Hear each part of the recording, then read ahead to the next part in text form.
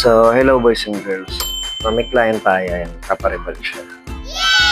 So, si ma'am, dahil sa kakasal siya sa mga susunod na linggo, magpapariban siya. So, ang package niya ngayon is 2.5. So, ayan.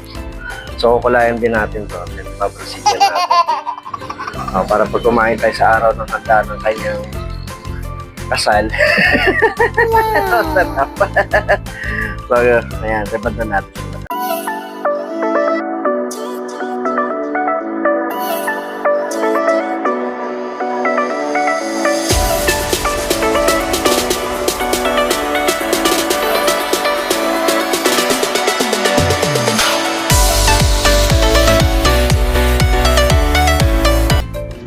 So, ito na nga boys and girls. Nireban na natin si Ma'am Elaine. Si Ma'am Elaine yung kinasal na nakaraan. So, siya yung pinuntahan namin na nakaraan nung kinasal siya. So, dito sa part na to, ito yung time na nagpapariban siya sa akin. So, ayan, nireban na nga natin siya. Apply na natin siya ng gamot pang riban. So, ginawa ko nga dyan is nag-roots to ends tayo. So, syempre, sa pag-a-apply pa lang ng gamot, syempre, dapat manipis lang, hindi naman dapat makapal. At nang sa ganun hindi naman masunod ang kanyang buhok. So, sa part na yan, nagsimula nga kami ng maaga niya. So, talagang maaga siyang pumunta niya para at least nga magawa ng maayos kasi nga mahaba yung buhok niya. So, alam niya naman, pag nagpapariban, ilang oras din ang inaabot niyan para magawa ng maayos yung buhok niya ng client natin. So, ito na boys and girls. Apply na natin ng buo yung buhok ni ma'am. So, nag-roots to ends tayo dyan. Roots to ends yung application natin sa buhok niya. Okay. Yan ang status ng buhok niya.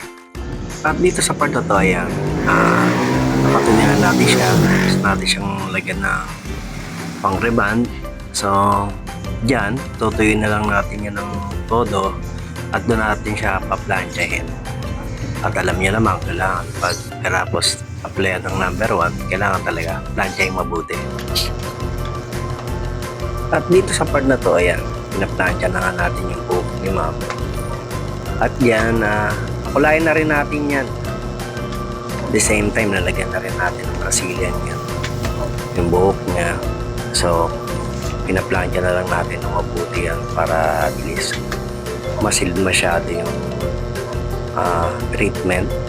Tsaka yung ribbon sa buhok niya. Nang sa ganun maging maganda yung outcome ng ribbon niya. At alam niyo rin naman sa mga matagal kong gumagawa nito, pag nagpa-plancha, syempre dapat talaga kailangan planchaing mabuti kasi nga mahirap pag hindi mo na-plancha na maayos. Ayan, chinecheck ko nga yung temperature ng plancha kasi baka mamaya lumalamig. Kaya kailangan hawakan ko rin. At the same time, security na rin para at least, diba, sigurado ka naman yung pinagamit mong plancha. So, dire-diretso lang yan. Plancha ka lang din ng plancha para naman hindi sayang yung binayad ng client natin. Siyempre kasi yung client natin nagtitiwala sa atin. Kaya kailangan maganda yung outcome ng buhok niya. At ito, ayan. Yan na yung final outcome ng buhok niya. Ayan yung kulay ng buhok niya. Kung makikita nyo nga yan, bagsak na bagsak. So, maganda yung pagkakariban natin sa buhok ni ma'am kasi halos virgin hair na rin yung buhok niya. So kung bago ka sa channel ko, please like, share, and subscribe. Comment down below. Hit nyo yung notification bell na all para lagi kayo updated sa mga videos na gagawin natin. So paano boys and girls? Bye-bye! See you on my next video!